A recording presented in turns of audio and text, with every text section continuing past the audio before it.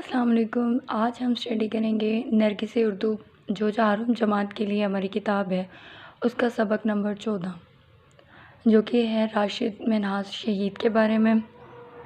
راشد مہناز جو شہید ہیں وہ ہمارے ایک فائٹر جیٹ طیارے کے پائلٹ تھے جو کہ 1971 میں شہید ہو گئے، اور ان کی شہادت کا واقعہ جو ہے وہ ہم اپنی اس سبق میں دیکھیں گے۔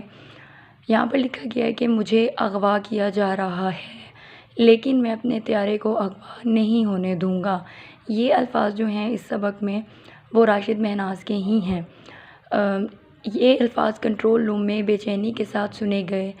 یہ اس نوجوان پائلٹ کے آخری الفاظ تھے جو پاک فضائیہ کے طیارے کو دشمن کی سرزمین پر لے جانے والے اپنے انسٹرکٹر سے مقابلے میں مصروف تھا، یعنی کہ وہ جو انسٹرکٹر موجود تھے ان کے پاس ایکچولی وہی ان کو فورس کر رہے تھے دوسری سائڈ پر طیارہ لے جانے کے لیے۔ بالآخر 20 سال نوجوان پائلٹ نے اپنے الفاظ سچ کر دکھائے۔ اس نے طیارے کو دشمن کی سرزمین پر لے جا کر قیدی بننا گوارا نہ کیا اور اس کا رخ زمین کی طرف کر دیا۔ طیارہ پاکستان کی حدود میں گر کر تباہ ہو گیا۔ یہ واقعہ پائلٹ آفیسر راشد مہناز کی شہادت کا ہے جو کراچی کے مضافاتی علاقے میں، یعنی مضافاتی کا مطلب ہے جو کسی بڑے شہر کے ارد گرد بستی ہوتی ہیں، علاقے میں 20 اگست 1971 کو ایک دوپہر کو پیش آیا۔ ان دنوں سرحدوں پر حالات کشیدہ تھے، مطلب کہ وہاں پر جنگی صورتحال چل رہی تھی۔ پاکستان کے دشمن بہت سرگرم تھے اور پاکستان کو نقصان پہنچانے کی ہر ممکن کوشش کر رہے تھے۔ ایسے میں دشمن کو پاک فضائیہ کے عہدے داروں میں اپنے مطلب کے کچھ ایسے لوگ مل گئے جو دراصل پاکستان کے غدار تھے۔ غدار مطلب کہ جو ملک دشمن ہوتے ہیں، جو ملک میں ہی رہ کر اور غداری کرتے ہیں، ملک کے ساتھ دشمنی کرتے ہیں، وہ ملک کے دشمنوں کے ساتھ مل جاتے ہیں۔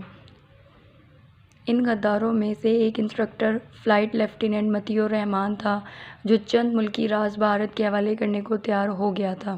اس نے منصوبہ بنایا کہ پاک فضائیہ کا ایک طیارہ اغوا کر کے بھارت لے جائے اور راشد مہناز کو قیدی بنا لیا جائے تاکہ پوری دنیا میں پاکستان کو ایک کمزور ملک قرار دے کر بدنام کیا جائے۔ غدار مطیع الرحمان نے چالاکی کے ساتھ اپنے منصوبے پر عمل کیا۔ راشد مہناز حال ہی میں Pakistan air force academy Risalpur اور کراچی میں تربیت لینے کے بعد پائلٹ آفیسر بن چکے تھے۔ اس روز راشد مہناز اپنی تیسری تنہا پرواز کے لیے رن وے پر تھے۔ رن وے کا مطلب ہوتا ہے جو جہاز اڑانے کی جگہ ہوتی ہے وہاں پر۔ ان کا تربیتی جیٹ طیارہ 303 اڑان کے لیے رن وے پر تھا کہ مطیع الرحمان اپنے ناپاک منصوبے کے تحت وہاں آ پہنچا اور دھوکہ دے کر راشد مہناز کے ساتھ طیارے میں سوار ہو گیا۔ وہ نہ وردی میں تھا اور نہ اسے تربیتی پرواز میں جانے کی اجازت تھی۔ جب اس نے طیارے میں بیٹھتے ہی وائرلیس کے ذریعے اپنے دو ساتھیوں کو جو کراچی میں موجود تھے پیغام دیا کہ وہ بھارتی شہر جودھ پور جا رہا ہے تو راشد مہناز کو اس کے عزائم کا علم ہوا۔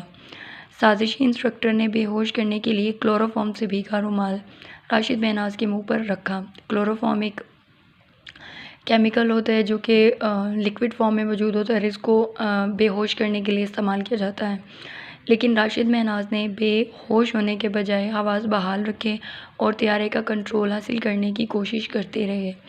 جب راشد مہناز طیارے کو بلندی کی طرف لے جانے اور اس کا رخ واپس ماڑی پور ہوائی اڈے کی طرف کرنے میں ناکام ہو گئے، ماڑی پور اڈہ جو تھا وہ وہی تھا جہاں سے انہوں نے اپنی پرواز شروع کی تھی، تو آخرکار وہ لمحہ آ گیا جب انہیں پاکستان کی عزائم اور حرمت بچانے کے لیے اپنی جان پر کھیلنے کا فیصلہ کرنا پڑا۔